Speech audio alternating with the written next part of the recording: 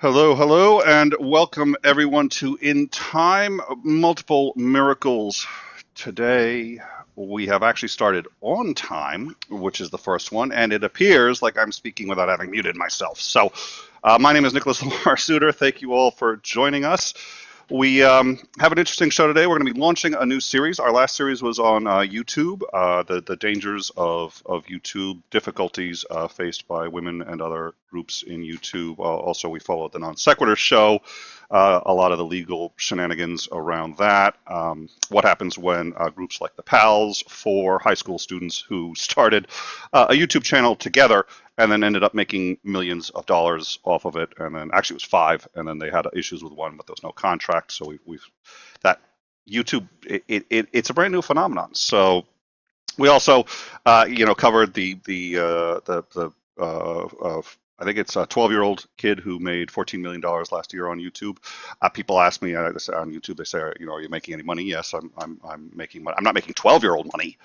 But I'm going to start putting my kids to work because I have no idea why I'm doing this show. Obviously, they're going to make a lot more money at this than I will. But we're moving on to woke culture, and so before I actually start that, the one thing, and we're gonna just sort of do an introduction about some of the topics we're going to be discussing over the next probably actually 6 weeks at least, maybe a couple of months.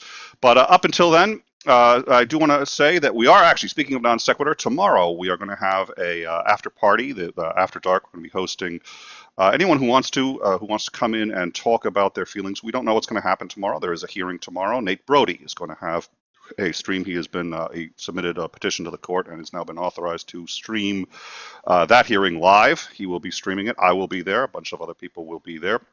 I think Ruhif has been invited, but I think there are a bunch of other streams now, and he may join one of those others. But we're gonna have a lot of people there. We're gonna watch it, and then we're gonna go to the after show and sort of discuss it. So if you want to come in, whatever happens, I think it's gonna be worth discussing. We're gonna do that tomorrow. Also, we have we're gonna be having a show. We're gonna have on Robert Reed, who we did his video on the most dangerous place to live.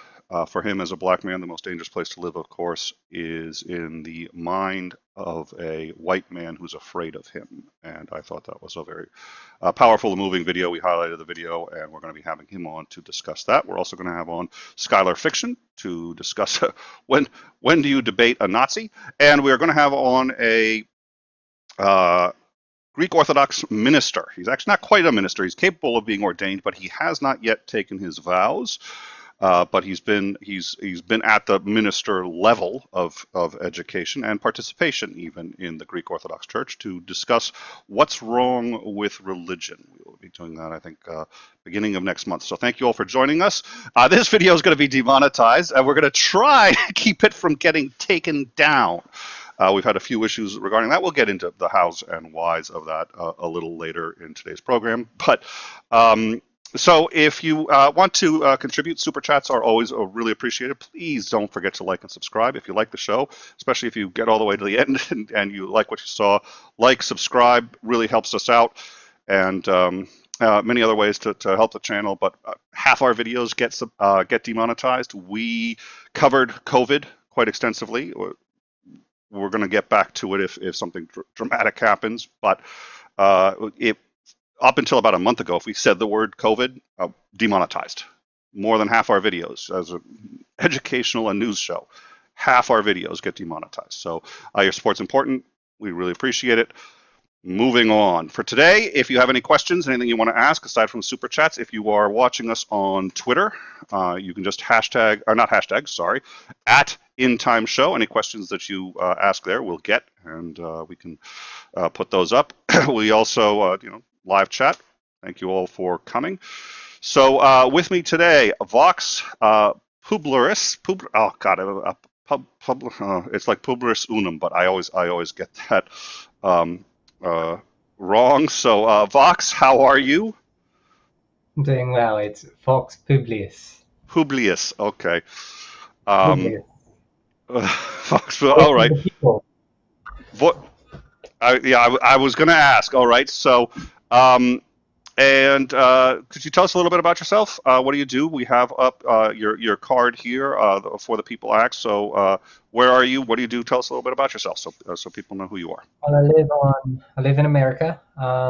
I am currently working on some new projects. I've retired all of my old projects, mostly because I did not like my thinking in my old projects. I've changed a lot of my views on things, and I felt that those were no longer reflective of who I was as a person. So we've retired all those, and we're moving on to some new projects. One of them being People's POV, which is going to be a live stream show done on YouTube that we're hoping to get off the ground in the next month or so, which is going to be an instant fact check kind of thing, like a live interview instant fact check, where we go into cities and towns and we ask people questions.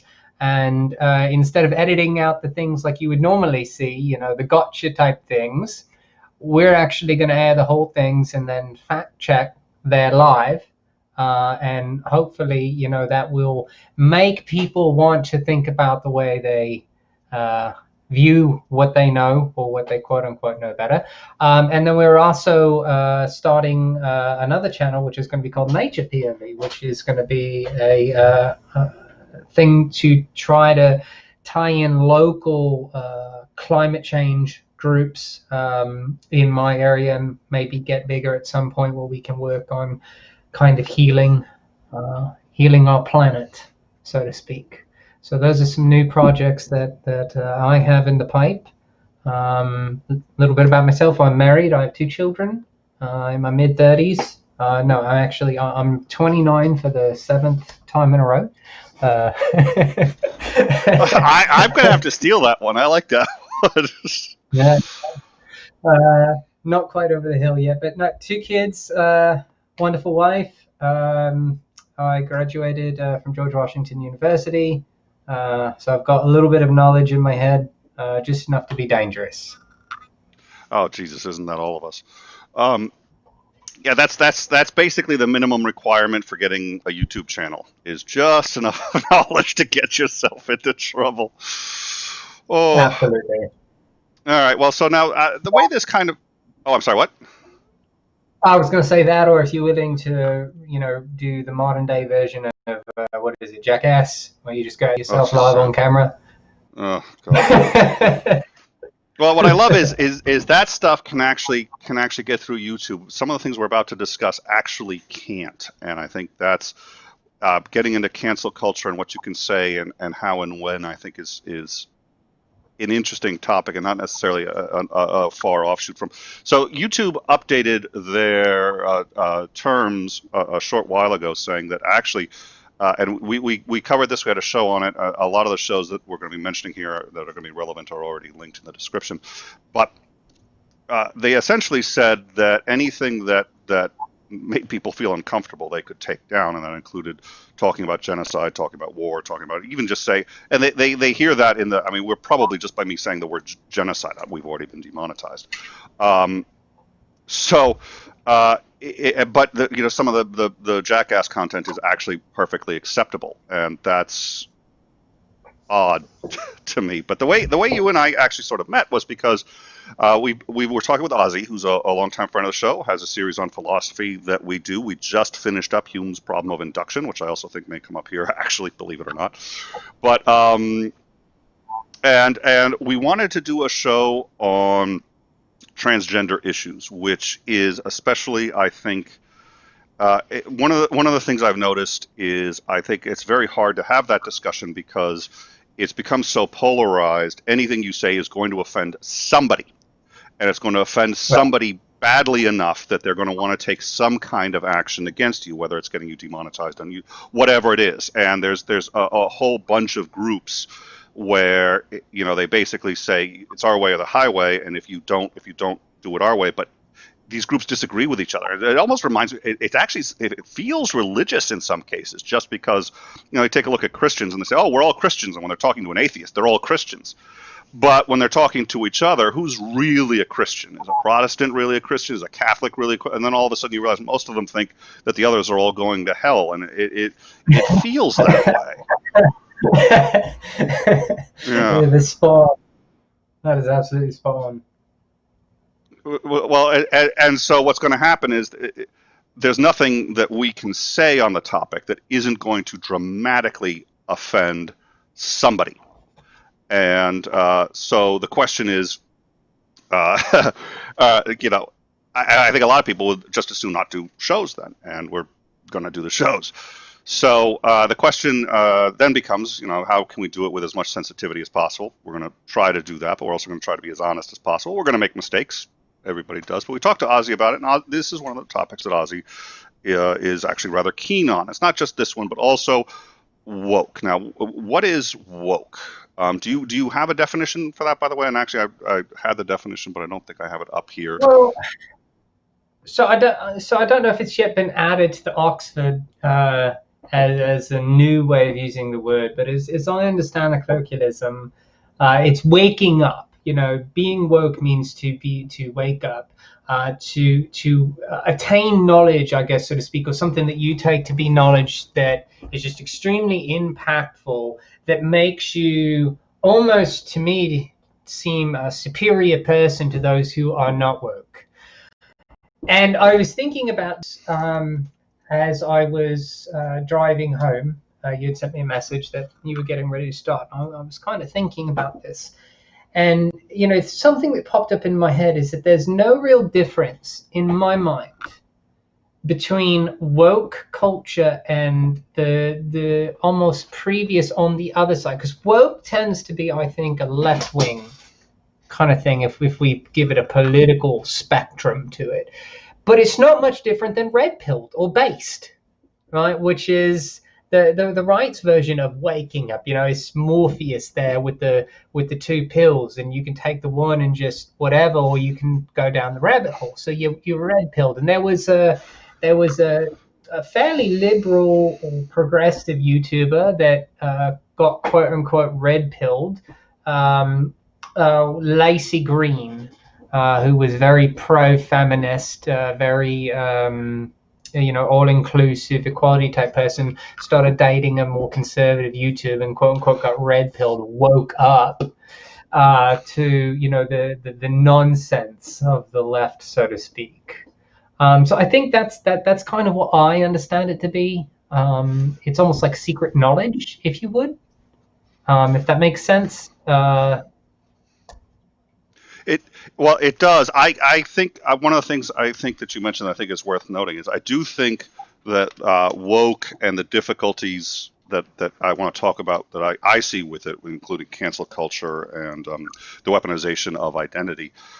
Those are in general problems that you see on the left. And what I find interesting is the left talks about being open and inclusive, except really to certain ideas that are really sacrosanct and off the table to even talk about. And all of a sudden you're a villain if you even suggest it or if you ask even questions about it. Now, I agree that questions can be weaponized, and people who are trying to destroy an idea can do so subtly by weaponizing questions. But the problem is people who have legitimate questions also, as it turns out, asks questions. So this idea that you're not going to answer questions or that any questions, and if your topic is if you're right, that, in my view, lends itself towards being able to answer those questions and answer them well. And there's always people who are very good at rhetoric who can make even the right position look wrong and make them look foolish. But that's the price you pay for engaging in discourse. It's not necessarily very easy. But the right certainly has always had things that have been sort of sacrosanct and that had to be off the table. And now it just sort of seems like we've got that on the left. And the left has been very critical of that. And I said, no, science can question God. Science can question, these things, which of course science doesn't inherently do, but hopefully people here understand the distinction. I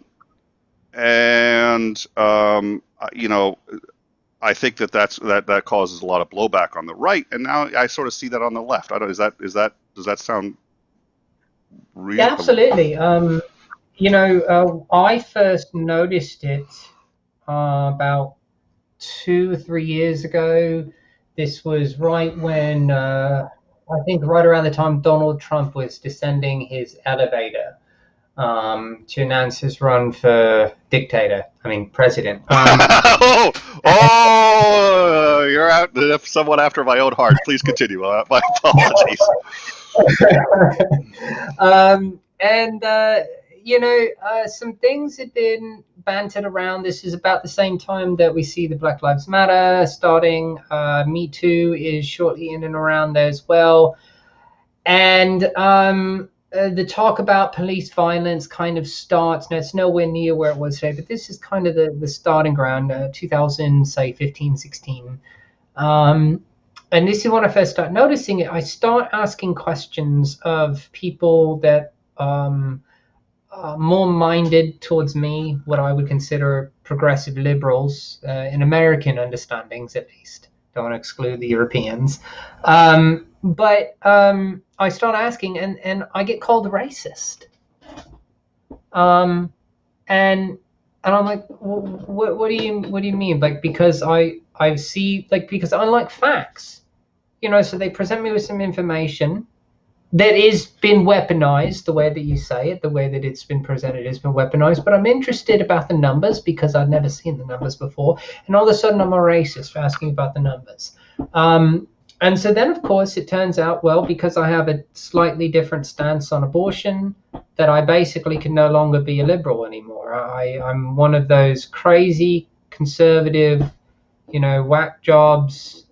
And it just kind of blew my mind. I saw was a trend to where the ideas became more and more pervasive and less talked about. If you had said anything about someone's identity, that was off limits, because how dare you question someone's identity? You're not them. How dare you question the way they're feeling? And something that you said earlier, what you end up getting into is this tolerance, intolerance of tolerance, or tolerance of intolerance paradox, where the extreme edges, because I want to make sure that that's clear what I believe, that these are the extreme edges on both sides, be it woke culture or based culture. That they are the extreme edges, but they kind of proliferate, their ideas proliferate into the middle, right? Like trickle down ideology, which actually does work, as opposed to trickle down economics, which doesn't. So don't get me started, but yeah. So yeah, the things that have become off limits on the left have just become more and more pervasive, a lot more and more numbers. The Me Too movement has created this idea where if you even bother to ask whether or not there's any merit behind an accusation of sexual harassment, you Yes. are just as bad as the person who did the sexual harassment. And I did a thing, I spoke to David Silverman about this. Who was, head of the president of Atheists, American Atheists International, something like that, and he was ousted for, and it seems rightfully so, possibly, that he was ousted. But merely asking the questions, right, puts you on the same ballpark as them. And then, of course, the right seems to be very good. Of course, the right has always historically had fear on their side. So the right watches the left, sees what the left doesn't like, and then they weaponize it. Right. So now what I've seen on my Facebook over the last 2 months is this Save the Children QAnon Pizzagate type stuff. Oh, Jesus. Yeah, right. Yeah. But the problem is that if a left-wing person talks about it, then they get attacked by both the left and the right. Well, what, you don't care about the children? It's a molding kind of thing. And how do you educate people? How do you inform people? How do you have necessary conversations if our leaders can't do it, right? Because it's not just us. It's not just YouTube, at least that I can see. And I know I've been talking for a bit here, but it's not just YouTube.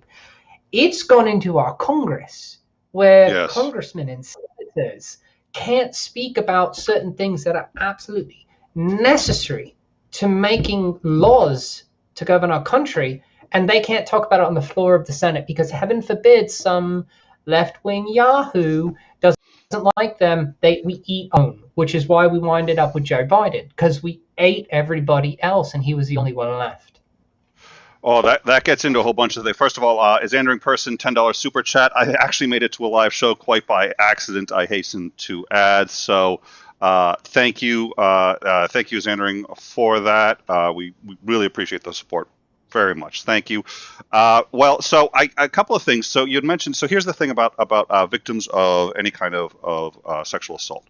The reality is that 9 times out of 10, they're telling the truth.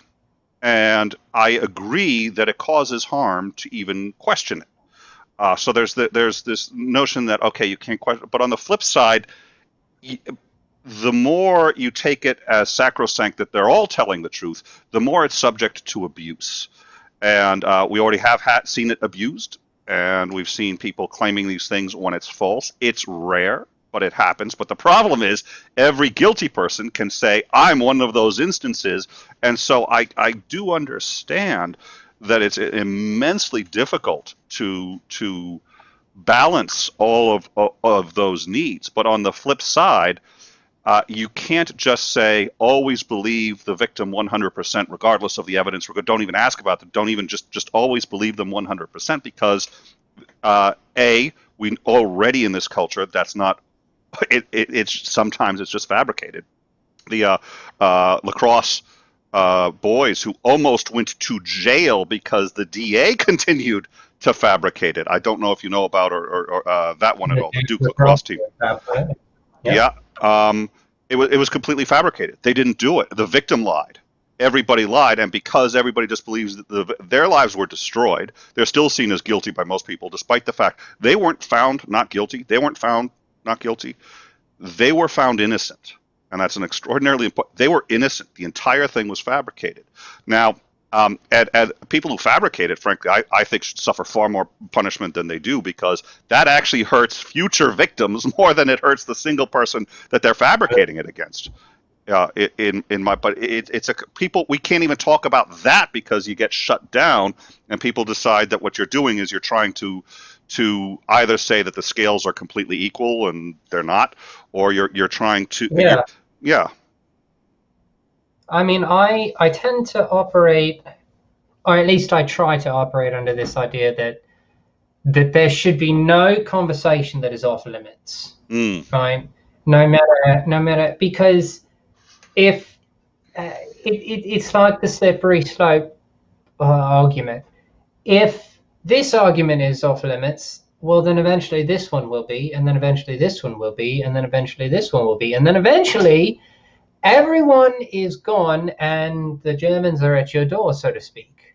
And that's just this idea that we should try things in the media, that there are alternative facts on both sides. Let's be honest, right? Alternative facts are not just a product of the right.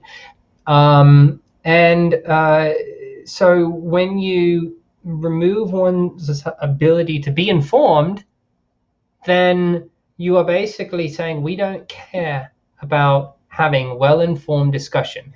All we care about is what our feelings tell us. Well, let's get to some examples of this, because I think this is okay. Let's talk about.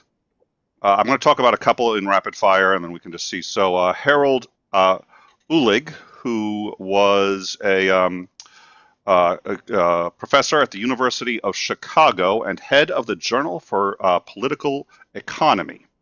He was asked to resign and actually was put on leave for making a statement. The statement was that the Black Lives Matter movement had torpedoed itself with its full-fledged support of defunding the police, and that instead of defunding the police, they should be focusing on training them better. Pros and cons to that argument. I understand the argument, but just saying that got him flooded with accusations of racism. He was put on leave until eventually an investigation found that it turns out that comment wasn't racist. They had to certify that conclusion. Yeah, it took an internal investigation to see the comment was not racist. Um, That's and even Paul Krugman said, Paul Krugman was a famous economist, said that that was yet another privileged white man who evidently cannot control his urge to belittle the concerns of those less fortunate. Just for that phrase, Paul Krugman came in and said that.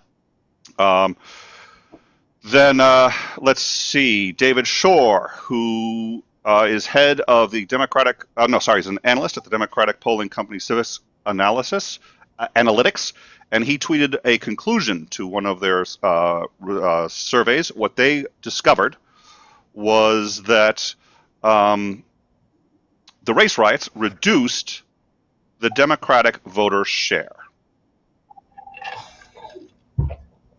No shit. No shit. That happened because, rightly or wrongly, there is a perception that all of the rioters were Democrats and that they don't like law and order. And so the right was able to spin this into a narrative that if you love this country, don't vote Democrat. And they were successful with that. Anybody who looks, I don't need an analytics company to tell me that. Nonetheless, they studied it, and that's what they found. They're not saying it's fair. They're not saying it's right. All they do is quantify the data and try to figure out what they found was that this hurt the Democrats' voting share. Now, this alienated a whole bunch of people. There's a cruel streak in activism that says, if you disagree with me, you have no right to speak, was his reply. But this is the data. You cannot argue against this data. You can argue what it means. It should be argued. But this is what it means. And according to, let's see, Sove, the man who oh, wait a minute. No, Sove was actually a writer for Reason Magazine. And he said, quote, people are afraid to challenge the fact that this is happening. It takes just one employee at one company to say, hey, there's a law that protects my rights to feel safe and comfortable in this workplace. And if you're not making me feel safe and comfortable, presumably even just by the language you use or the questions you ask, I'm going to get you in trouble. I'm going to get you fired. This happened to a Boeing executive who was forced out for opposing women's service in the military 30 years ago. He was forced out recently because 30 years ago he opposed it. Los Angeles soccer team fired a player because his wife had made racist comments on social media. Michigan State University pushed out a scientist who they said was or who was labeled, let's see, a scientific racist for saying the following: I reject the idea that scientists should categorically exclude the possibility of an average genetic difference between groups. He didn't say there was a difference. He didn't say that he supported the idea or that he liked the idea. All he said was science should not categorically deny science that reaches the conclusion any more than, this is what you had brought this up about the left versus the right. People, conservatives, especially very religious ones, like to say, okay, we can't talk about God. We can't question God. We can't put science and science and God where the Bible and science conflate or contradict each other. Go with the Bible. And questioning the Bible, you can't be done. What he's saying here is, if it turns out that there are some differences between the races. I think you and I talked about this too, because it gets into how do you define race? I mean, defining race is almost impossible. It's a spectrum, right? We had this discussion, and I want to get your answers on this, and I'll refresh your memories. I'll quickly finish the list. J.K. Rowling got in trouble. She had said that identifying as a woman does not make a person a woman, and there was a statistician who had, actually, I'm sorry, let me rephrase that because I got that completely wrong, and that has to be accurate. There was a tax researcher who said that simply identifying as a woman does not make a person a woman. So they said that was insufficient. Rowling tweeted, forcing a woman, that woman was fired for saying that. J.K. Rowling said, "Okay, you're forcing women out of their jobs for stating that sex is real." This got tremendous transphobic backlash. There's tremendous backlash labeling her as transphobic. She said that, that get into a whole bunch of stuff, but there was a tweet against her saying that she was hateful and that she was, and this was the one I told you, this was the one I was looking for, she was, quote, killing trans people. All right.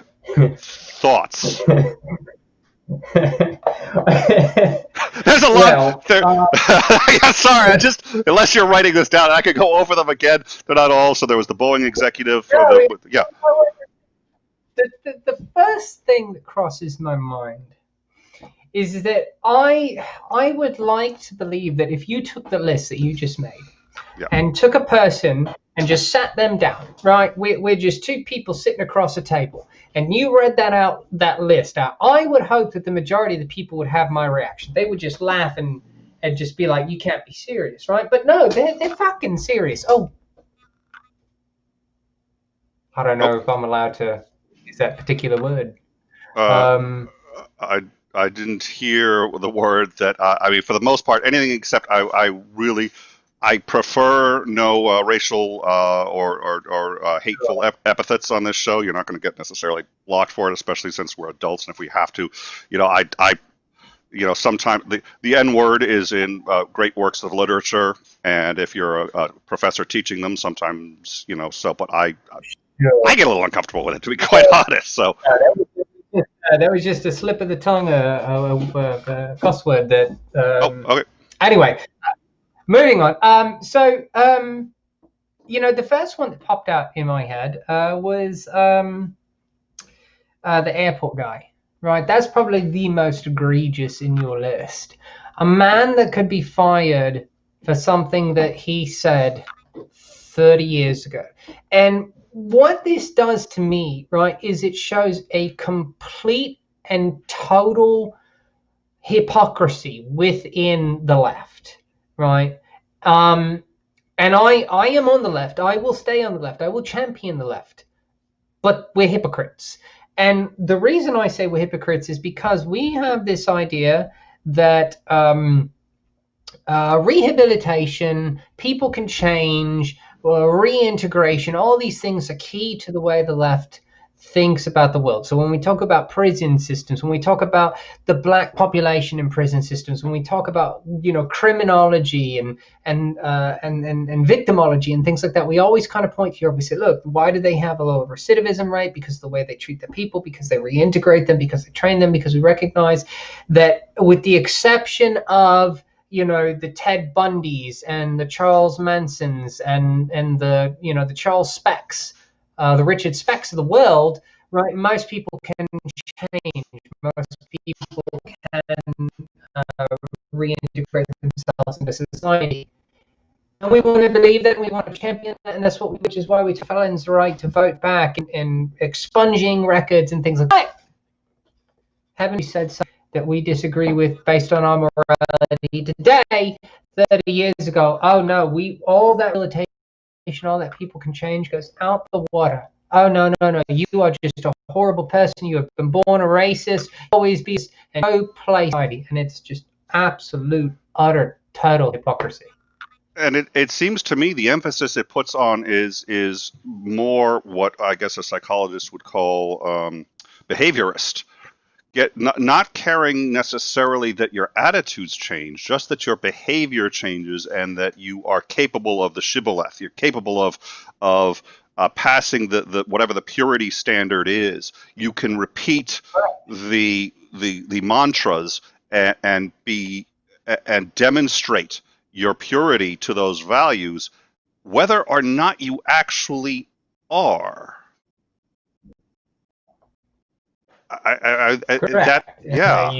You feign the shibboleth. Yeah. You're just FYI, you're roboting a bit. Can you hear me? Okay, you're roboting just a bit. You were roboting a bit on the last one. I don't know if something's taking up your internet bandwidth or it's your. My suspicion is you're being Twitter fed by like 3,000 tweets right now for your appearance on this show. My apologies, but that may be sucking up your bandwidth. I'm I messing do, with you, but guys. And just let me know. Yeah, I have a very bad internet. all So, right, okay. but I mean, the pilot that just blows my mind, and that just points to the hypocrisy. And again, if I or you say to someone he should not have been fired, because I don't care what a person did 30 years ago. I don't care what a person did 10 years ago. I care what a person is saying now. I care what they truly believe right now. My next door neighbor killed parents at 18. Do I judge him for that? No. Your next door neighbor did what? No, I'm sorry, I don't. I didn't catch that. Your next door neighbor. My next door neighbor, when he was 17, murdered his Oh, grandparents and went to jail. oh wow. And this is very bad, right? And it is very bad. I don't judge him for it. He's 65, 66 years old now. He's got kids. He's got a wife. He's moved. You know, he for him. Did he do a bad thing? Yes, he did. If we kill that man, right, who did a very bad thing, to live on in society and be okay, I think we can make room for the airline pilot who made it 30 years ago that we don't particularly like. And go ahead. Well, it seems like we punish people on our side more than so. You and I are both liberal, and it seems like liberals who don't hit that bar of cancel culture of saying no, these people can't be allowed to speak. They can't have a platform. In fact, we have to shame them. We have to attack them. We have to call them out as saying they're getting people killed. Anyone who doesn't meet that bar, if you're a conservative and you don't meet that bar, they don't hate the conservatives who don't meet. It's not their fault. They're whatever the problem is with them. They're just bad, whatever it is. But if you're a liberal and you don't meet that bar, the hatred that comes down on you is at least this has been my experience. They're more pissed at liberals who don't meet that bar than conservatives. Sure, like I said, we eat our own. And it's disturbing because what it does, and we'll get to some more of your examples, but what it does is it just silences conversation. And me and you, we can sit here, we can both agree that the airline pilot is a victim here, right? Regardless of what his current beliefs are now, he is a victim of overzealous, hypocritical culture. If we look at the guy from Chicago University, you know, from a messaging standpoint, he's right. When Black Lives Matter went all in on this defund the police, and nobody bothered to stand up on a microphone for 5 more minutes and say, and this is what we mean by defund the police. And it wasn't till like a month later that was really, really defined. Yes. Right? Yeah. When a normal person hears defund, they might, you know, what do we think? We understand defund, removing the money. Now, most of us, I think, understand that doesn't mean abolish the police. In fact, there was a big study that said that most people pretty much assume that what that means is redirect money away from the police, right? But from a messaging standpoint, not the greatest word to choose, maybe. I didn't know. We actually had that conversation here. We had on 2 or 3 different guests, and they all gave a different definition of it. They were all experts, and they all gave a different definition of it. There you go. The experts can't agree. You know what it means. And so to be fired from that, and then of course there's the J.K. Rowling. Now, J.K. Rowling, I think, is a bit different because I don't know which one that was, but J.K. Rowling has made a series of kind of comments. Yes. And she seems to be really doubling down on this idea. And I think it first started with a comment about a commercial that said, people menstruate. And she took issue with that. And she said something like, women menstruate or females menstruate. Yeah. But people do menstruate, and this is a problem with the right, and even transgender people on the right. I was appalled when I saw Blair White, who's a right-wing transgender talk show host on YouTube, stick up for Rowling, because it's almost as if we forget that half the transgender population is female to male and not male to female. So 50% of the transgender community that are becoming men menstruate. So when we say these pads are for people, we're absolutely right, because some men menstruate. And that's just the way it is. So obviously J.K. Rowling didn't bother to think 2 seconds before she uttered the phrase, but I don't know if she would have cared otherwise. But she's kind of made some comments. Now, as far as that killing transgender people, now that's just a comment that, I mean, I don't even know what that means, honestly. What does it mean for J.K. Rowling to have an opinion about Tampax that equals the death of a transgender person? I'm not really sure. Were the words hurtful? Yeah. Could they inform people to an extent? Yeah. But I don't think that her words incited somebody to go pick up a baseball bat and beat somebody over the head with it either. Well, well, here's the interesting thing. The problem is you can get there if you want to. If that's your goal, you can get there. But you can do this exercise with anything. You have a background in philosophy. That's one of the reasons why we really want to speak with you. But there are states in this country where the laws about the rage killing of a transgendered female, where you're a guy, you're making out with a woman, and then you realize it's a transgendered woman, but you didn't realize that right off the bat. You didn't know right off the bat. You freak out. You pull out a gun. You kill her. I'm sorry. What's it called? Panic. It's trans. There's a term. Trans panic. Okay. Panic, whatever you want to call it, but yes, generally trans panic. Yeah. That's an acceptable defense in some states in this country, which is utterly insane. But there's so much, there's always a tipping point to when somebody goes crazy, somebody does something stupid, somebody, whatever it is. There's multiple straws on that camel's back.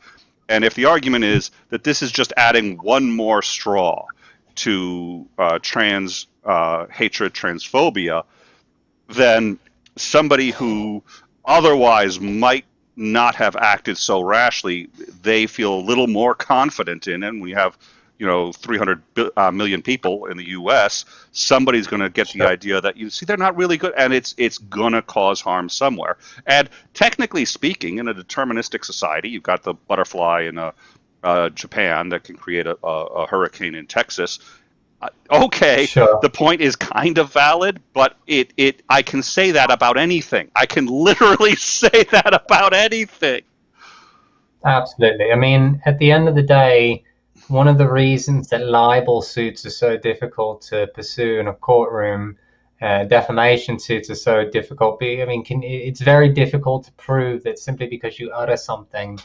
I think that the Supreme Court of the United States over the years has been fantastic at understanding where the line is for what we can and cannot say, right? And they've been pretty open with it. The line is basically, and I like to, and because we like to use examples that bring up emotion for our rhetoric, I will continue to use this example. So imagine we have a KKK rally, and the Grand Wizard is up there, and he's screaming into his bullhorn, and he says, "Well, we got to eradicate the black problem," right?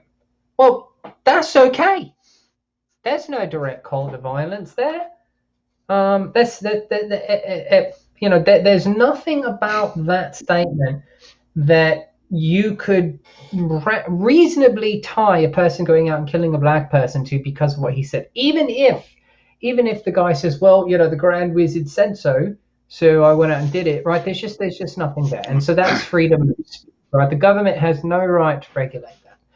But if that same KKK guy, that Grand Wizard, sees a black person out in the crowd and he says, see that black guy over there with the blue hat and the red pants and the red shoes, you go, you kill him. All right, well, now you've crossed the line. Hmm. Right, that is speech, but that's where the line should be, because if we live in a society where we constantly prohibit anything that isn't a direct call to violence in the public square, and this is where it gets titchy: is YouTube a public square? Is Twitter a public square? Or are these private companies? How do we legislate this? It's a unique thing, and so far it's been ruled that these are private companies, which is why you get demonetized sometimes, why Alex Jones has been kicked off, right? Because it's a private company. They can do what they want, right? They can regulate their content because your content belongs to them. I am of the opinion that YouTube and Twitter and Facebook have become so instrumental in our lives that they are no longer private entities as far as the way in which speech should be said. I don't think that YouTube should have been allowed to remove Alex Jones. Much like the And telephone company. The telephone company is a private company, but they can't regulate what you absolutely, say on them. Yeah. absolutely, they can't ban AT&T. T-Mobile, the Verizon, they can't, tell me what, they can't say I can't have service because I hold this. And by the way, saying that I don't think Alex Jones should have been demonetized or deplatformed makes me a horrible person to the wokes. And I Makes want me a hero to the bastes. And so and that's where we find ourselves. Where's the line? Go ahead. Oh no, I was gonna say I don't want you to worry. I personally don't think you're a horrible person for wanting Alex Jones. Not saying that Alex Jones shouldn't be deplatformed. I think you're a horrible person for totally different reasons. But at any rate, Oh, so I can't let that even with new people who don't get my sense of humor yet. Sometimes I can't help that's myself. great. I Um, love it. but No, well, and you see, I think that's the I do think, by the way, speech can be very dangerous, but just because it can be dangerous doesn't mean we shouldn't allow it. It just means we have to understand how to fight it. Shutting it down isn't necessarily. So what I'd like to talk about too, or what I'd like to bring up, like the shooter in New Zealand, the shooter, the Texas State shooter, the manifestos that these people had, and that a lot of these people have, says you weren't listening to me. Now you'll listen. There are Yeah. companies whose sole job it is to fire people, and there was a movie about it was called Up in the Air, and these people go from company to company, and a company says, "We got to lay off a whole bunch of people. Could you help us do it?" And they say, "Sure," and they do the firings for you. And there's a whole bunch of tips and tricks as to how you fire people and get it so they don't come in and shoot up the workplace the next day. And one Mhm. of them is you let them talk. And if they really start to seem, you just keep letting them talk. You don't let them escalate. You keep it neutral, or you try to de-escalate it, but you let them feel heard. Once somebody feels heard, once somebody feels like you at least understand their position, and there was an FBI negotiator. I'd like to maybe even try to have this guy on, but he talks about negotiating. He does K&R, so that's kidnap and ransom. When somebody gets kidnapped, he works for the FBI to try to get them back. Somebody in Colombia, an American, something like that. He tries to get them back for as little money as possible. A lot of times, he says he can do it without paying a dime. And the way he does it is he understands what these groups want. And he talks in Colombia. There's a resistance group. They feel like they should have been in power in the first place. It got taken from them, so they're doing this whole resistance. And so, remember, he said the first time he talked to one of these guys, before they even talked about money, he starts talking to them and said, "You're an American. You know nothing about what's going on here." He goes, "I do know." He goes, "This is what your leader did to you. This is what that guy who's in charge did to you. This is how you're feeling about it. I'd feel that way. I understand why you're doing what you're doing." I'm like, "Oh my God." And he's like, "Yeah." And he goes, "Okay, so I get it. I don't approve of you taking somebody, but I know where you are. I get where you are." And I said, before talking about money, just getting to understand the guy. Because eventually, after a month and a half, they free the guy without any ransom being paid. They free they think that he's like talking to the president, saying these resistance fighters are great guys. No, he's just understanding them. He's not on their side, but he's at least engaging. And do you Right. know who? I'm sorry, what? Yeah. well, I was going to agree with you. Um, one of the biggest things I think for anybody in anything, and if you boil it down, this should be common knowledge, right? Anybody that's ever had a relationship knows what is the key to a relationship: communication. And it's not even agreeing on what you're talking about. Both parties just want to be Yes, heard. Right? yes. My wife will 9 times out of 10 just go along with whatever it is I say. But I have to allow her, and I say that I don't mean it like I would ever prevent my wife from doing anything, but I have to allow her in my head. I have to give her space in my head. I have to say, tell me what your opinion is. And once she's told me her opinion, she really doesn't give a shit whether I do what she says or what I want to do. It's just that she was heard. We want to know that people are listening to us, And, and that is like the panacea for most of these people. and that goes both ways. I mean, and the trans community, I think, either isn't getting heard, or one of the things that I heard about woke culture that I thought was interesting was that in some cases, because it's become more about virtue signaling, they're still not getting heard. They're still not getting understood. It's just people who are seeding it and saying, well, I don't want to be deplatformed, so whatever you say, and then staying out of the conversation. But they want to be heard. Both sides kind of want and need to be heard. Now, this leads to two things. First, Daryl Davis. You know who Daryl Davis is? Name does not sound familiar. Um, I, I I love the guy. I actually got to speak to him right before a debate that I did against someone at an organization called Red Pill Religion, and I did it on their channel. Nobody wanted me to do it on their channel because they said I was platforming them. But there's nobody on their channel that will have an honest conversation with them. And I said, okay, this is something that needs to happen. So, but he actually reached out to me, and we spoke. Now he is a musician. I think he's from New Orleans. Big black guy. And about 10 years Mhm. ago, he became friends with a member of the Klan. And he started attending Klan rallies. And he would go to the Klan rallies. And it turns out that his friend was a grand wizard. And he'd go to the rallies, he'd listen. And there's 60 Minutes did a great thing on it. We've shown some clips of it before because I really like the guy, so I drop his name every time I get a chance. But there's some great footage of finally one of the Klansmen was getting upset because they were treating him poorly. He said, "Listen, he's a guest here. He's black, but he's a guest here at this rally. So let's treat him with." They're like, "Wait, we're going to treat the black guy with it?" It's like, "Yeah, he's a guest. He keeps coming. He's being respectful."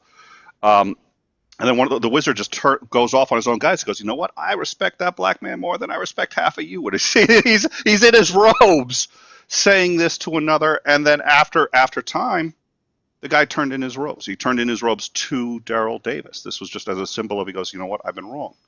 And he gave Davis his robes. And then Davis, this turned into a thing where he started becoming friends with black men, not black men, sorry, with Klansmen. And he'd go and talk to them. And he did a TED talk recently where he brought out 15 robes that have been surrendered. He didn't ask for any of them. They've been surrendered on their own. People just sort of, and it's much harder. This is harder. It's easier to shut people down, and it's more gratifying to shut people down. But Sure. and we got a clip of Obama because he spoke on something similar. So we may get to that in a minute. But the way to actually make change has to be a process of engagement. That's not easy. But here's Daryl Davis, who is engaging the people hardest to convince, and it's taking time. But he's having more efficacy than almost anybody on Twitter who's sitting there saying, J.K. Rowling is killing trans kids. Sure. Well, and this kind of I mean, something similar to that. And I was going to say two things. First of all, that's phenomenal. I want to learn about this man. I'd love to meet him. Remind me. There's a couple of links I got to send you after the show. Remind me. I will send you that after the show, and we'll. I have always tried to insert myself into groups that disagree with me, because I do feel that for the most part, my ideology is correct, whatever that word means. I feel that my way of viewing the world is one of the more better, pleasant ways. A friend of mine refers to what we want. Our goal is fully automated luxury gay space communism. That's our goal. Um, Okay. so Okay. digest that Wow. for a moment. But we're It's looking at going to take more than a moment to digest that one, but okay. we're looking at Star Trek, we're looking at Picard, we're looking at Kirk, we're looking at these civilizations, and we're trying to steer ourselves away from the Elysiums and the aliens and those kind of futures. Um, and it's imperative. The only way we get there is with communication, right? So you stick yourself in with groups that don't agree with you. It's called counter scheduling. In politics, it's called counter scheduling. But really, if we look at the gay community, right, I'm going to say two things here. One's going to offend some people, one's probably not. And the first one is that, the reason that I think one of the biggest reasons that we are at the level of acceptance we are with gay people is because we talked about them and we talked to them, right? They didn't hide away. They rioted, then they protested, and they said, "We're here, we're not going anywhere. You're going to give us respect." But they never said the other side has to shut up. They went on news shows, 60 Minutes. They went on ABC. They went on MSNBC. All these shows back in the 90s, Walter Cronkite and things like that. They talked to senators, Richard Burr of North Carolina, right? They talked to these people live, and they said, "We're here." And then they asked them questions, and they answered. Now, the trans community isn't doing that very well.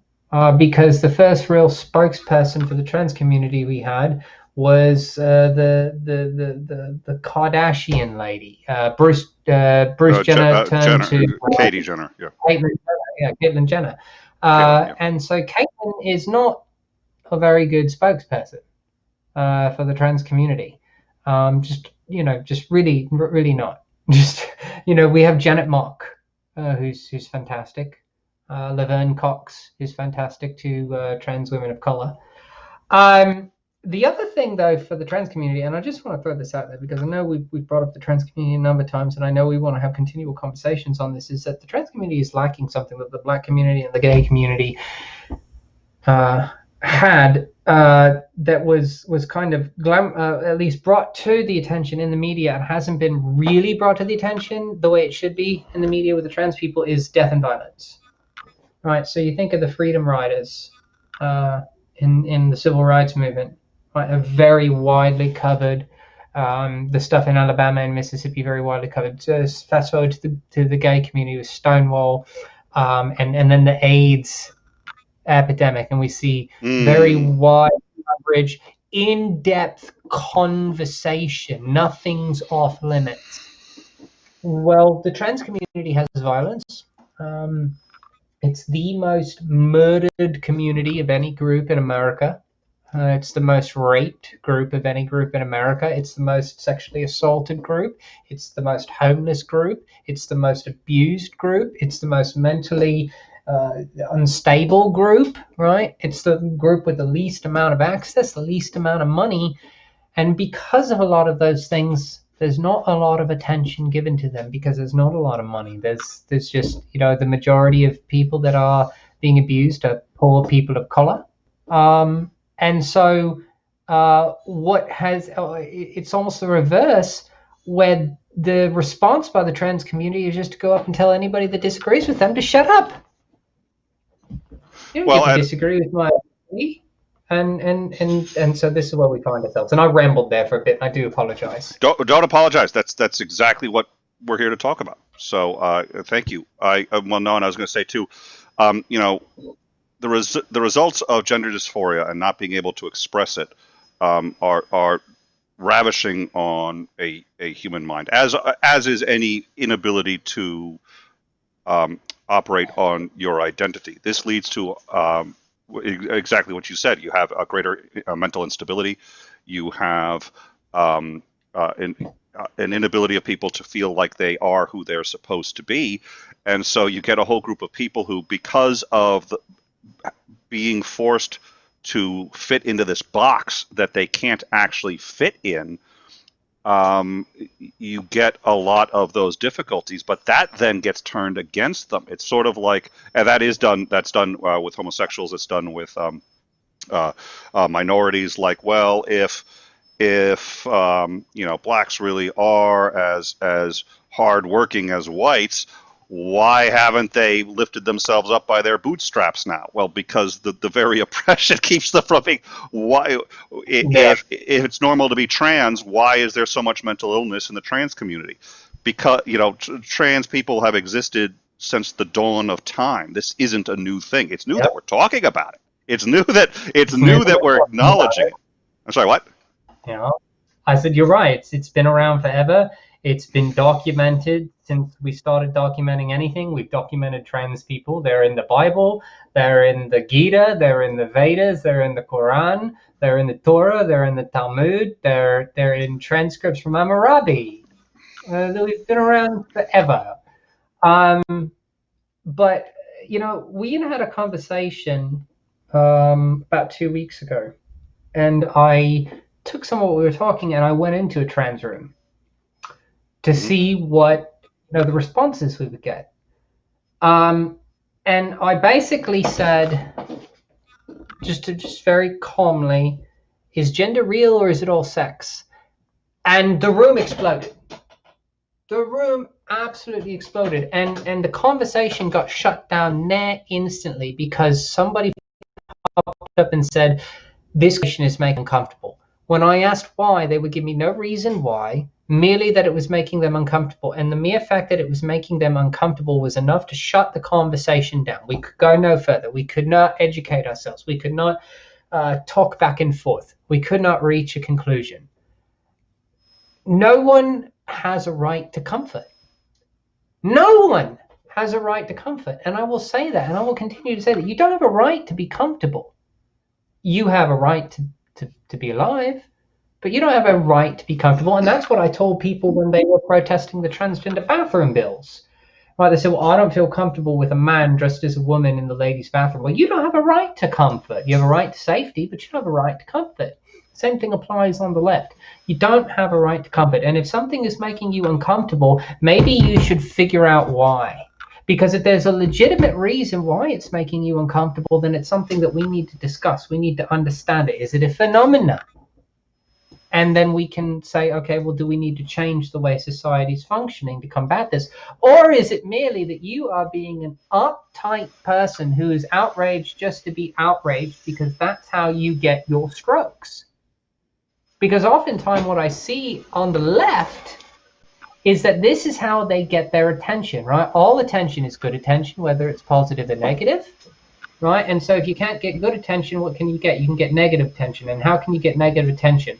By being offended.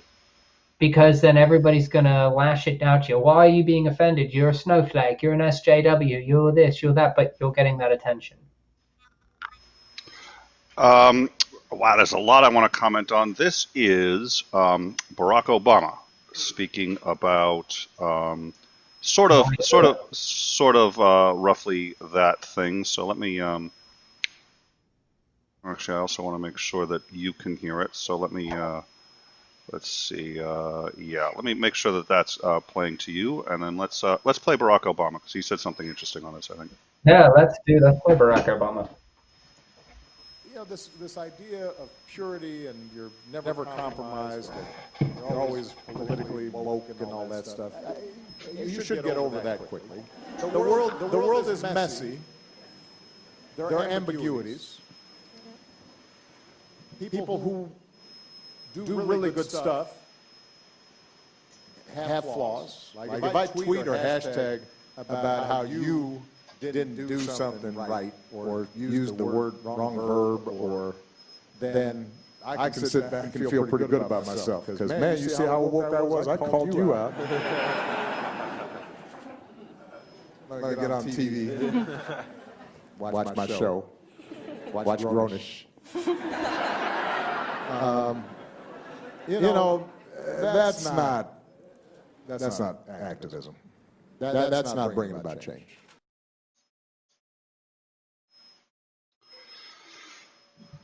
So it seems to me like, and he was talking about woke, so it seems to me that it's caught his attention. A couple of things actually. I also wanted to give my bona fides on one thing. Patrick Stewart, when he's tried out for Jean-Luc Picard, they asked him to wear a wig for the role, and they said, we think by the 24th century that have a cure for baldness. Do you know what his answer was?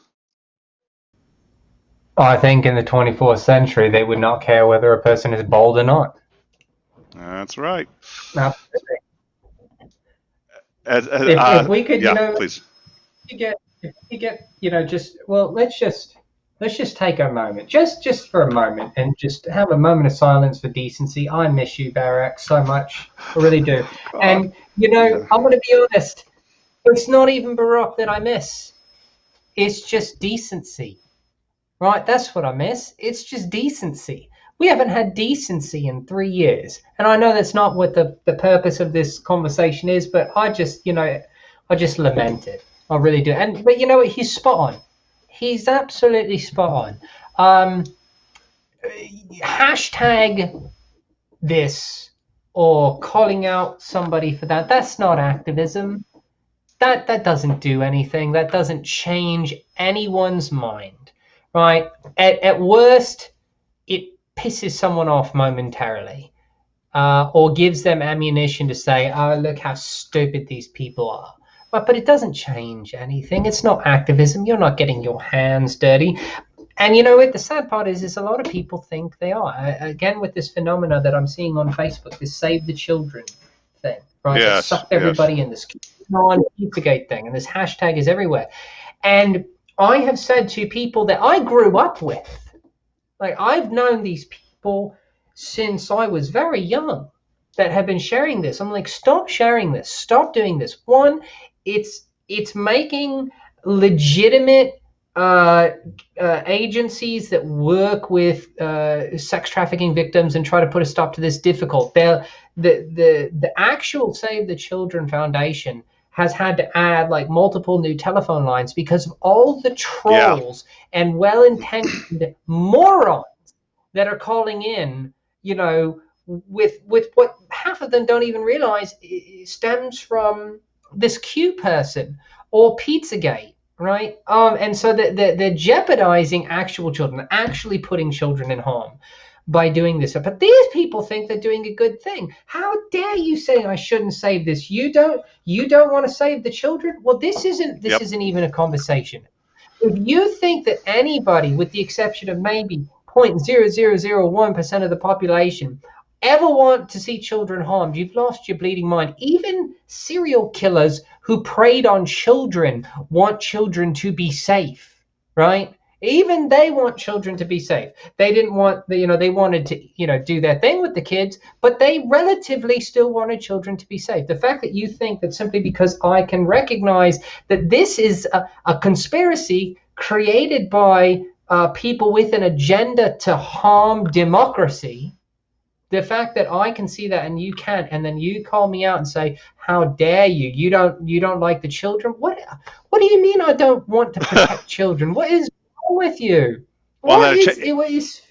It changes the conversation. The conversation then becomes about the long line you have to get to how even questioning or having the discussion is harming children. As soon as harming children is on the table, right. Everything else it's that Simpsons. Think of the children.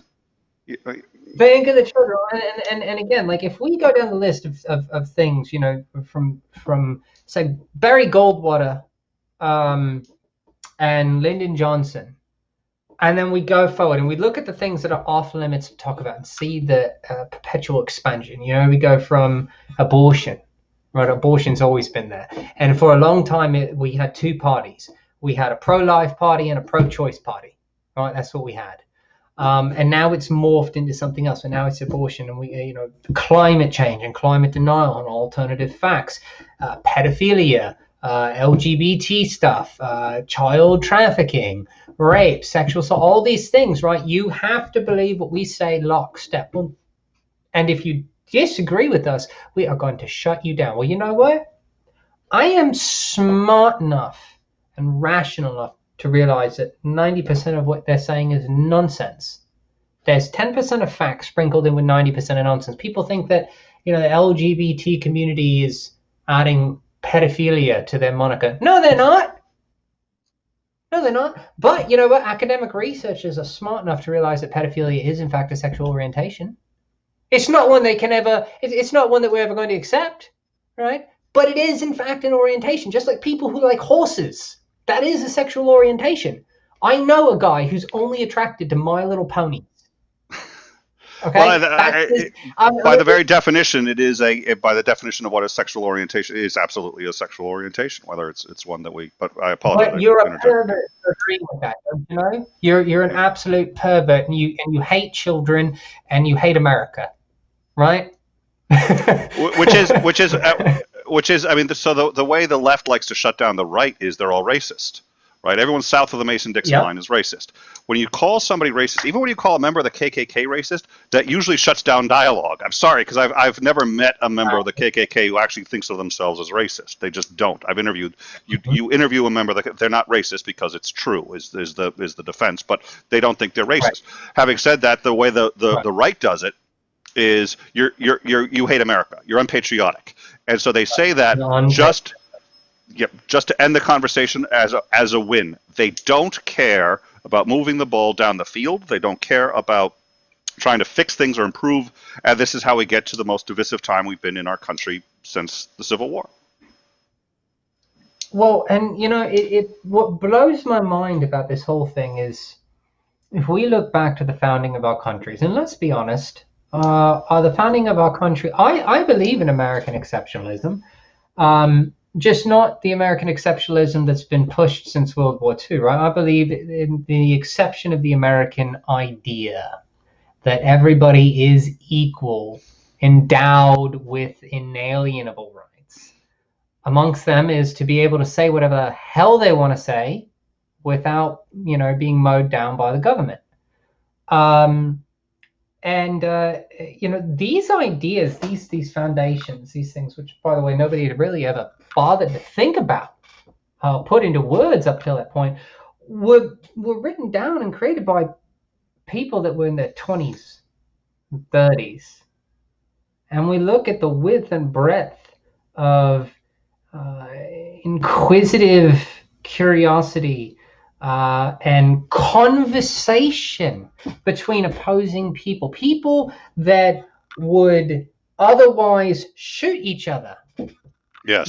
Sitting down and having conversations about which way to go, how to do things, right? And even in the midst of the Civil War, right, to get to the 13th Amendment, right, in the House of Representatives, there was rhetoric, but there was conversation, there was listening, and people changed their minds. Fast forward to today, we have no Thomas Jeffersons, we have no Abraham Lincolns, we have no John Locke's, we have no Federalist Papers anymore, because media is out to get us, and how dare you, and you've hurt my feelings, and I'm uncomfortable.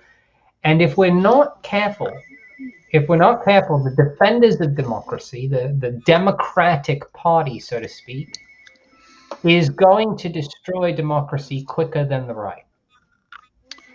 I will. We were talking about Obama and decency, and one of the things I thought was interesting, I'd heard this shortly after Trump was elected, and I thought it was full of shit. And since then, I've been starting to think that may have been a good point, that the reason he was elected was because of the left.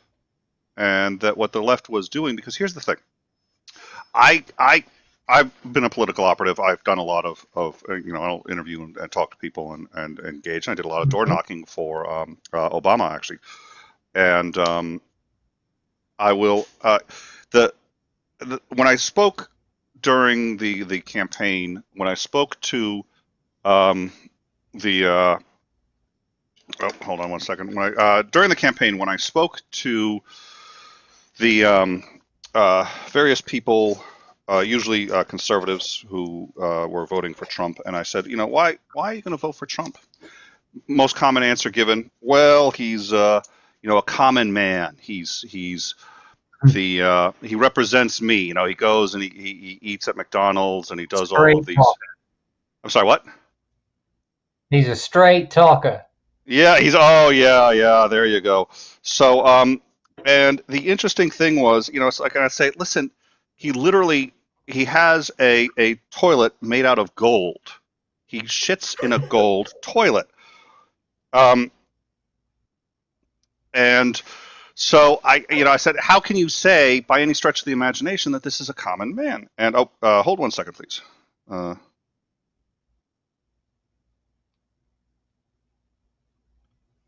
So, you know, I would say I'd make that argument, and you know, you get a lot of pushback and all this, but they'd argue all of these really fucking stupid things, and it got me to, you know, I would never want to call conservatives stupid. I would never want to, you know, but I started to even question my own values on that and say, wow, maybe they really are dumber than everybody else. And what I finally came to terms with, they're not stupid. They know for a fact he's not the common man. And the other thing I think about is that golden toilet. He actually had to pay to have that installed. Okay, that didn't come with this. So he actually had to say, you know what? I want to use a golden toilet. He actually had to make that decision consciously and get it installed. So they're not that stupid. They know for a fact he's not the common man.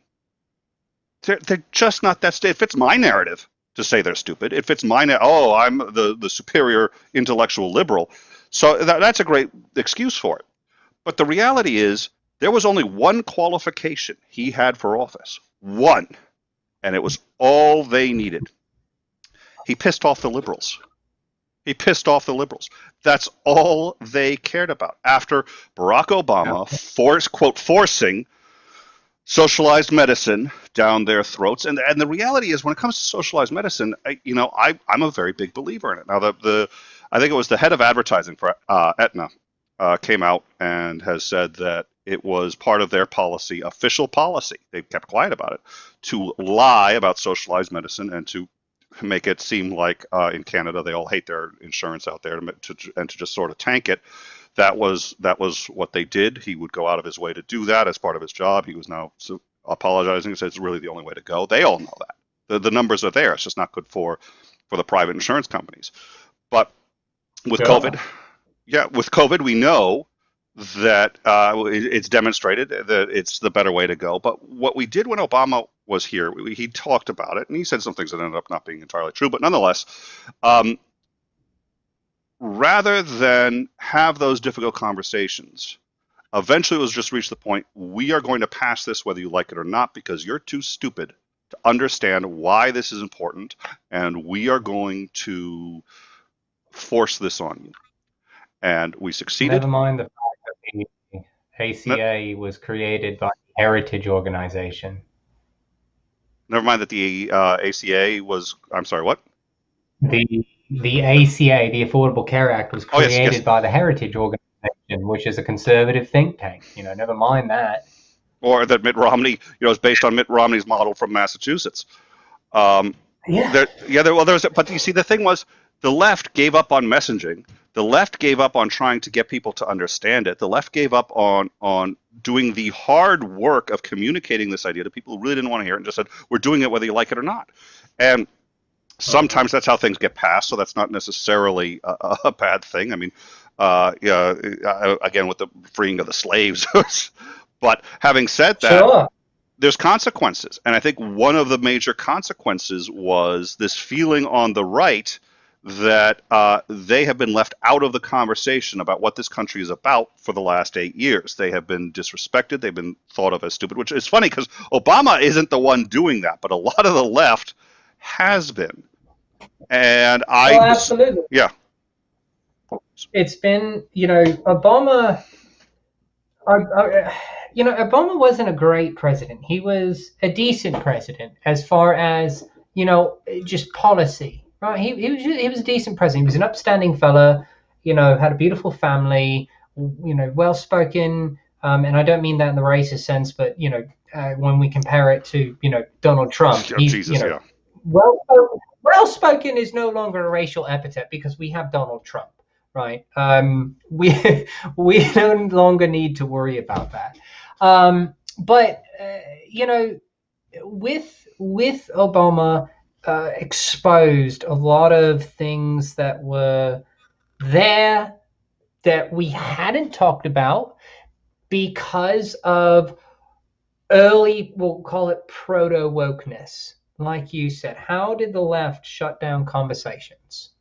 You're a racist, right? Well, Yes. they did that in the 90s and the early 2000s. They would call people racists, right? And then the mainstream media, which I think is vitally important, right? But the mainstream media did have this tendency to kind of parrot that narrative. And so what was born? Fox News, or Fox. It's not a news agency. It's just political punditry, right? So their idea that we're right, you're wrong, we don't want to hear from you, we're going to shut you down.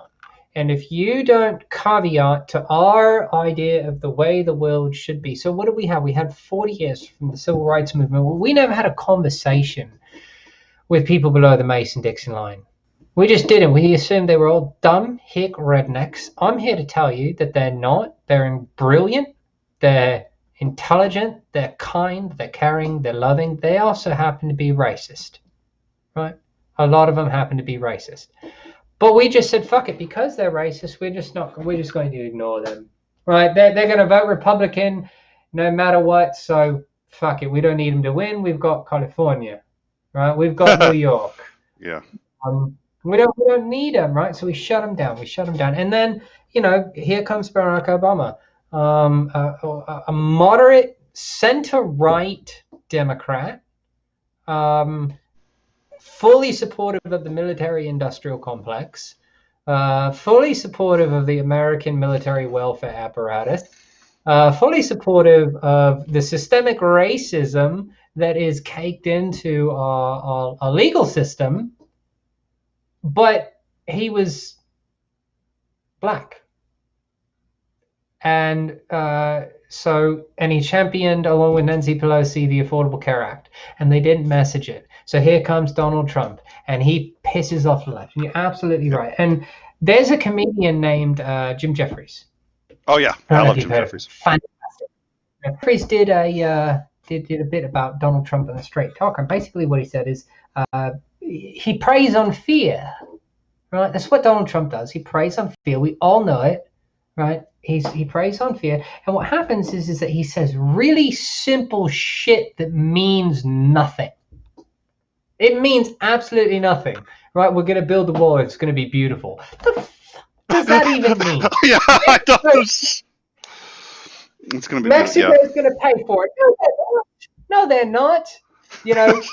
China. I mean, I like him. He's good. He's beautiful. He just says really simple shit that means absolutely nothing, and he preys on fear, which is how you win an election, right? Yes. You sit down a bunch of middle class, middle-aged, suburban white people, and you tell them that brown people are coming to take their shit, and the only way that you can stop that is to vote for this giant, provocative, racist, misogynistic tangerine traffic cone in makeup.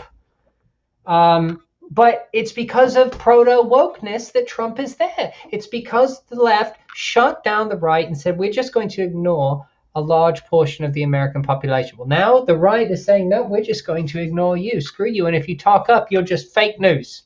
You're fake news. You're an SJW. You're a snowflake, right? And then how is the left combating this? By doing the same thing. Oh, you can't say that. It made me uncomfortable. It made me uncomfortable. So we can't talk about it. We can't talk about abortion.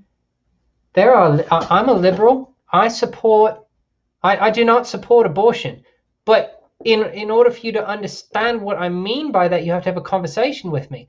Because if it's just that, that's where the conversation, oh, you're not progressive, you're not a liberal, you're just a horrible person and you hate women. Okay, well, you'll never know my position, because my position is actually on key with both sides' positions. It's an integration of the two of them that I think makes rational sense. But if that's where we stop, I disagree with abortion. Oh my God, you hate women. You can't be a lefty anymore. Go away. You just made me feel uncomfortable. Go join your racist friends. Well, I think It's been wow.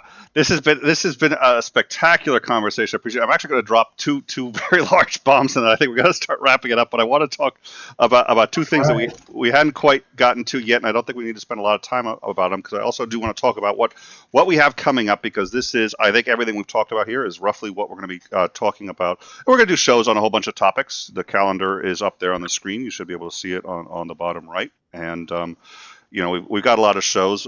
This is just a series coming up. We're gonna talk about for a while all of these things. And by the way, if you've gotten this far in the show, and you like the show, please like and subscribe. I think this is a good time to do it. We're going to be wrapping up soon, and it really does help out the show. And we appreciate your support. And again, we get demonetized quite frequently for conversations like this, which I think are important. So I thank you, Vox, very much for coming. So we're going to be doing, in addition, we're going to have you on with Ozzy. We're going to be discussing the ontology of gender, which I think just even the title has caused a lot of concern and legit. So it's, I mean, something again where I said earlier we have to be a little careful, but we're going to have that conversation. Sorry, what were you going to say? I think you were about to say something. No, I was agreeing with you. So, but we also we're going to be discussing two other very large things that I think dovetail into this very nicely. The first is we're going to be talking about the grievance studies project, which actually it started with as part of the science wars, which we've covered. You'll see a link to this our coverage of the science wars in the show. You'll see a link of other times that we've talked about some of these kinds of topics. Also, it's already in the description. But Alan Sokol, who had a BA from Harvard University, PhD from Princeton, a professor of mathematics at the University College in London, and at physics in New York University, he decided that he saw all of this as a problem. And that it's not only about cancel culture and about shutting people up, but that if you had the right language, if you knew how to speak this language, that he said is actually now it's getting pervasive in left culture and it's getting pervasive in universities,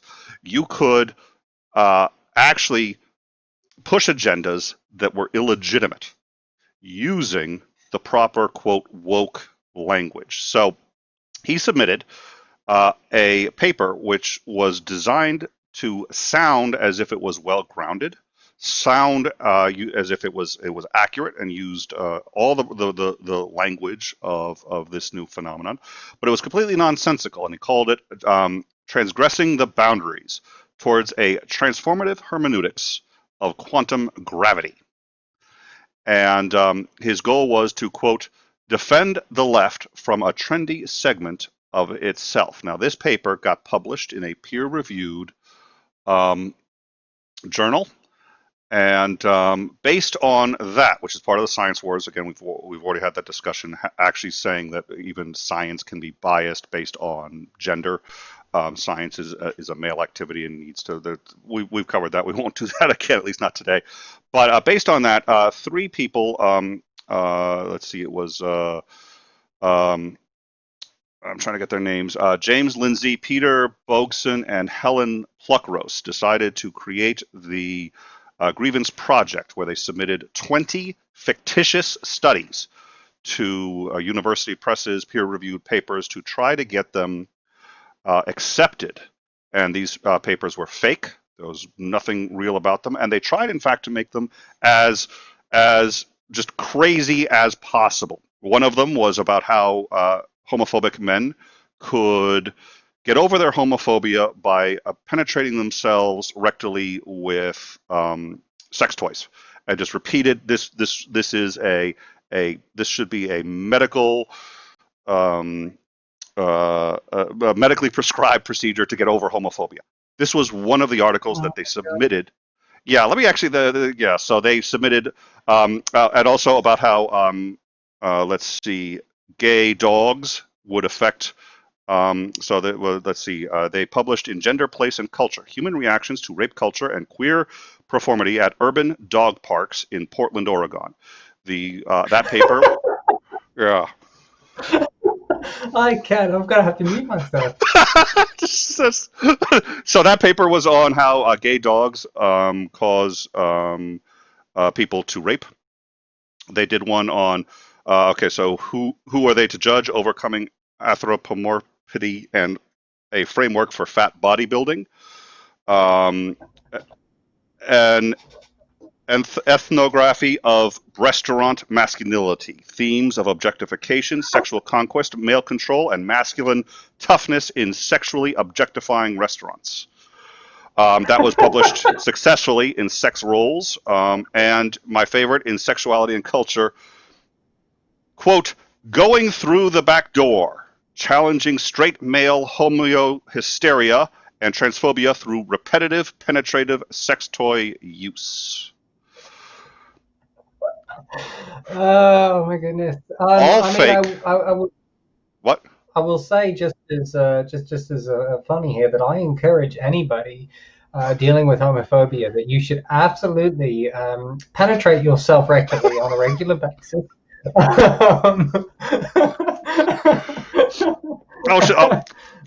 Hold on. Oh, YouTube, the channel has been demonetized in perpetuity. Okay. Sorry. Yeah.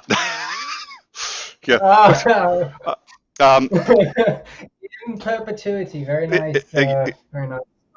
Yeah, nice turn of phrase there. So, all right. So they published out of the 20. They got busted before they finished all of them. They got busted as it was discovered that these were all fake, but they had 4 successfully published. 6 more had been accepted for publication, but hadn't been released yet. Another 4 had 7 were still under review, and so this worked. These were all fake, and their argument was if we just use the right terminology, we can get. If we just use the right terminology, we can get anything published as long as we are. And what they had said was, let's see. The attempt was to put social grievances ahead of objective truth, and to get something published based on the biases of those engaging in the review, who wanted themselves to demonstrate their own wokeness and political correctness by just this complete manufactured horseshit. So Jake 4D, regular Jake, thank you very much. Really appreciate it. $5 RIP monetization. Yeah. Thank you, Jake. I appreciate it. Jake comes to our rescue a lot because we like I said, we get demonetized about half the time.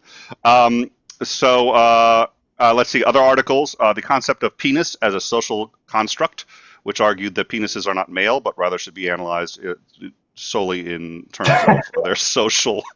We're going to cover all this. I told you I'm dropping a bomb here, but we are going to cover. We're going to have an entire show. It's probably going to be a 2-hour show on the grievance studies. And then the one I like, a rewriting that Mein Kampf needed to be rewritten using entirely feminist language.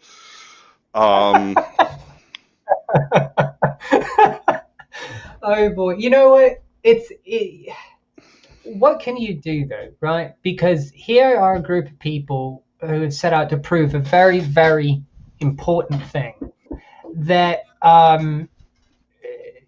there is a trend. We've heard the thing. I'm just collecting my thoughts here. Liberal education, liberal establishments, that universities, that colleges, liberally leaning, and of course the response that we want to give to that was of course it is. When you get educated, it's much more difficult to hate people. It is true that education is the silver bullet, but at the same time there is something to, right, the rights calling out of certain institutions, that then these people have rightly proven it.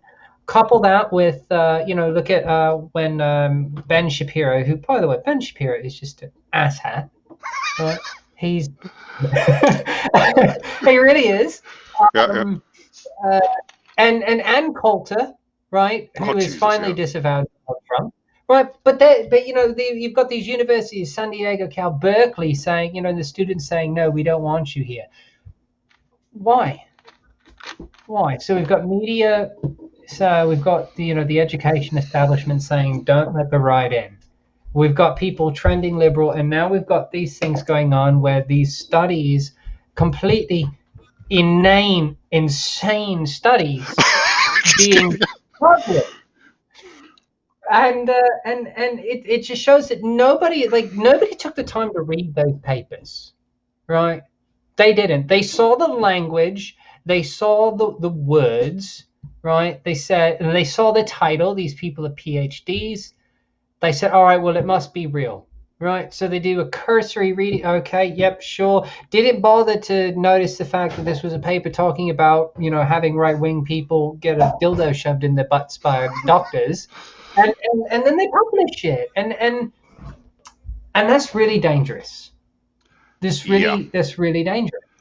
Well, and I think actually my hope is that we're going to be able to get the authors of these the three of them, at least two. It looks like we're going to be able to get, so we're going to have them on. And in fact, you know what? If you would like to be a part of that show, would love to have you on to discuss that with them. I think you and I are gonna.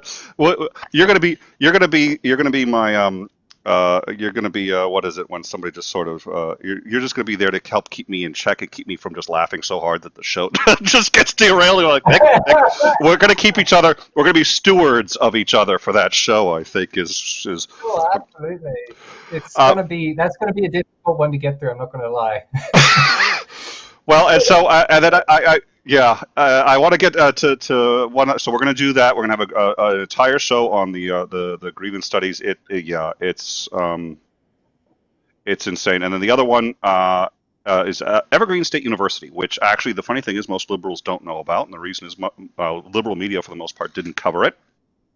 A lot of people don't know about it. Fox News covered the living shit out of it. So now they had Evergreen State University had a thing where for one day out of the year, blacks would not come into the university. So students wouldn't go, professors wouldn't go to teach. Oh, and I missed this. Sorry, Chris Mouty. Careful, some of the articles published in those journals were paid to publish journals. I think so. Thank you, Chris. So at the university they have this, and the idea was to symbolize what would the world be like without the contributions of these people. And I just realized I said these people, and I was going, okay. What would the contribution? What would the world be like if minorities weren't? It's almost, I don't want to say this because it was kind of a farce thing, but the day without a Mexican, okay, they're not contributing to society. What actually happens? One day, and I believe I haven't confirmed this. I believe it was Rashida Love, who was the head of campus diversity, who proposed. She was certainly at the head of doing it. I don't know if she proposed it or not. To flip the script and have one day where white people were barred from the university. Now, keep in mind, this isn't people of color choosing not to show up, and an organized thing. This was physically barring white people from the university for a day. I think ostensibly the goal was to show them what it's like to be barred out. But there's a very big difference between almost this tu quoque kind of, I'm going to do it to you so you know what it feels like. But nonetheless, there was one professor who, let's see, his name was Brett Weinstein, who was a member of the board of the university. He was a progressive, a biology professor, and said that this was a very poor idea. And he said, quote, there is a huge difference between a group or coalition deciding to voluntarily absent themselves from a shared space in order to highlight their vital and underappreciated roles, and a group or coalition encouraging another group to go away. The first is a forceful call to consciousness. The second is a show of force and an act of opposition in and of itself. On college campuses, one's right to speak or even to be must never be based on skin color.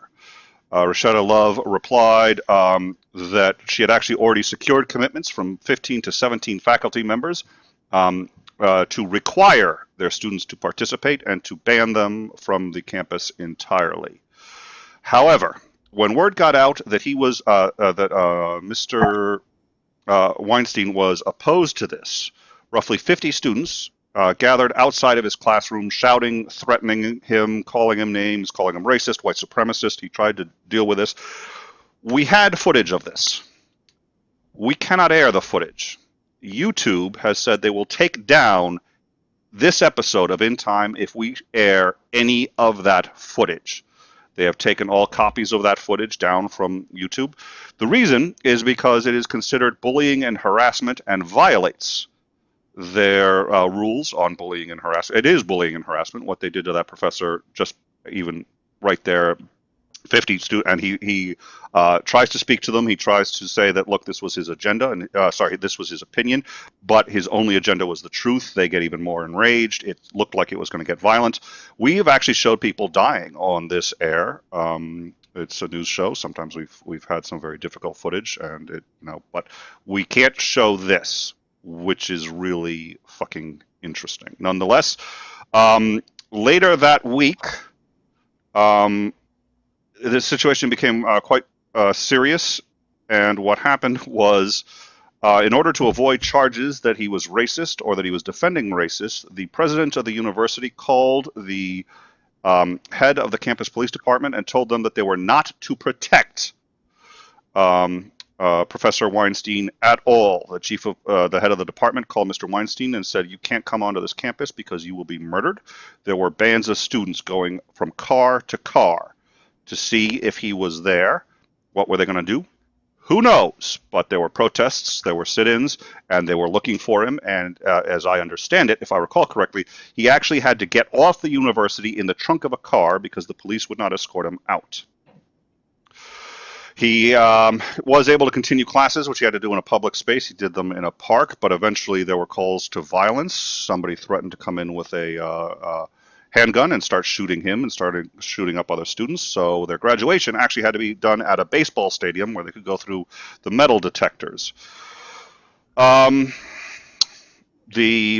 local police had to eventually shut the entire campus down due to protests, and as I understand it, there was rioting. I haven't confirmed it, but as I understand, there was also rioting, damage to property. We do have some other footage for that. We're gonna cover this. We're gonna do an entire episode on this, but sure.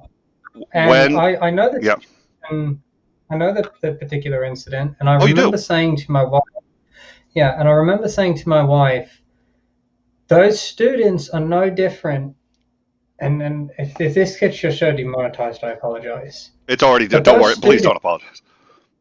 We take the hit. Just FYI. We take the hit each and every time. That's perfectly fine. I joke about it because I think it's funny to joke about. If we get money through other sources, I really appreciate it, and that's what we try to do. But we're here for this show to speak openly and honestly, so that's what we do. We're no different than white people preventing black people from going to school in the 1960s in Alabama. Those kids were no different than people in hoods riding around terrorizing black families.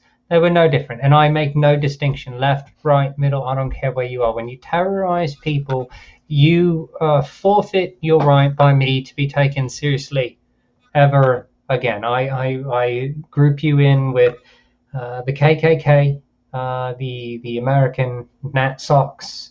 You're no different than that. I don't care if your political ideology tends towards socialized medicine and a place for homosexuals and interracial couples. You're the KKK without hoods on, and you deserve to be treated the exact same way. The students are just reprehensible at that moment. Now, that's not to say that they can change their mind, could be shown to error their ways, but the fact that a professor lost the protection of the police force due to a statement that was true, mind you, let's throw that out there. His statement was factual in every sense of the word, philosophically and physically, actually, you know what I'm trying to say there. That he was met with calls to violence, that he lost the protection of the police, that the president of the school should be fired for that. I forget whether he was fired or resigned. The entire school has basically been on its last legs since then. It hasn't recovered its reputation. It hasn't, and a lot went wrong. 7 people resigned. The chief of the police department there, the campus police, resigned. Obviously, because he was I mean, I assume I shouldn't say obviously, but I assume it's because he was derelict in his duty. I mean, I Yeah, don't it care has what the to be. president says. Oh, Yeah, I'm sorry. yeah. Yeah. I don't know what the president of a university says. I mean, that would be like saying, that would be like saying that the parents of the relatives of the people who were killed by Dylan Roof told the police that Dylan Roof should not get police protection on his way being escorted to court. And so they decide, nope, you got to walk to court yourself, buddy. And instead of, Well, by the way, they put a bulletproof vest on the guy, even if he's slated to be executed for that. I don't. There's, you know what? We talk about civilized society. We should start acting civilized. And I we understand should we face not. uncivilized threats, but Jesus, sorry, what? Absolutely. Your Barack Obama quote was perfect because that is not civilized behavior. If we want to live in a civilized society, we ought to act civilized. We ought to act rational. There should never be any decision made by leaders who are made out of emotion, ever. When we make any decision based on emotion, odds are it's going to be a wrong decision, a bad decision, and it's going to lead to negative consequences. The worst decisions I've ever made were basically made out of emotion. Yeah. Yeah, my wife agreed to date me out of emotion. Look where it got her 10 years later. Oh, Vox, I'm looking forward to having you back on. That's all I can say. Well, thank you very much for joining us. So just to remind people, tomorrow we have two shows. Hopefully they're not going to collide. One's a live show. We don't know when it's going to begin. Nate Brody is going to be live streaming the non sequitur hearing on the motion to overturn. We have stopped covering on in time the show. We don't really cover that anymore. We're done with the YouTube stuff. We're done with non sequitur. But we are going to be hosting an after party for people who want to discuss it. After Dark is going to host that, and we will. I will be watching a number of people, other people. It doesn't matter. You know what? If you're pro Kyle, pro Steve, doesn't matter. We would love to have you on to voice your opinions. Mr. Brody has, in fact, invited people from all sides there. Ruhif, myself, I think Agrippa's going to be there, a whole bunch of people. We'll do the after show immediately after that. We're thinking probably around noon, 2 o'clock. Robert Reed is going to be on. We're going to be discussing his video and his takes on, or we're going to cover redlining, systemic racism, all sorts of things. Schuyler Fiction, when to debate a Nazi, is going to be next after that. And so we got lots of shows, and then the shows in this series that we are planning, we just have to get people down for the right time. We are going to be covering the Evergreen State University incident, which we just covered. Loads of fun. The grievance studies project, which I think is going to be entertaining, and we're also going to have a discussion specifically on some of the gender issues that we've talked about. It's going to be on the ontology of gender. How does one define gender? What does it mean, and what are the implications in terms of trans rights? Also, what are the implications when it comes to the biology versus gender? So, and I think you're going to be with us, Vox. I understand it, at least for that one and a few others, I hope. So, anything else you wanted to tell us about what you're doing or what interests you before we go? No. Hopefully, I'll have some stuff up for you the next time I come on. I've had some surgeries, and I've got some more surgeries coming up. So, it's been everything that I wanted to do kind of got put on hold because I wasn't expecting to have these surgeries when I was having them. COVID has just really screwed up a lot of stuff. These were things that I was supposed to be doing in May. But hopefully I'll have some stuff worked out. I'm not in any huge rush, but it has been wonderful to be on your show. I'm glad that Ozzy remembered me. I love Ozzy. He's fantastic. And just like me, when it gets a little bit cooler, you will find that we're not around very much because unlike the mantra of the right that left-leaning people are urbanite dwellers that couldn't survive the apocalypse, I am in the woods 3, 4, 5 months out of the year with a backpack and digging a hole for a toilet, and Ozzy's about the same. So we love our. I'm aware. We need to start picking guests that don't have a life, because the ones that do is just carrying a sat phone with us. So while we're in the beautiful nature, we can have a conversation there. But no, that's why I would love it, but it would probably ruin the point. But I honestly, if you volunteered, I wouldn't say no.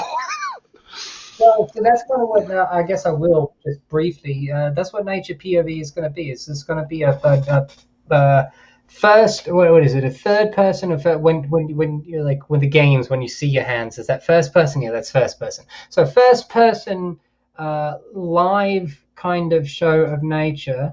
Me and several other people will be doing our hikes, our preparation, talking about that, going over some trails and some things like that, and just really showing nature in all its splendor and all its beauty. And then there will be commentary afterwards about what this place would look like if we don't address global warming, if we don't address climate change. We have to do these things.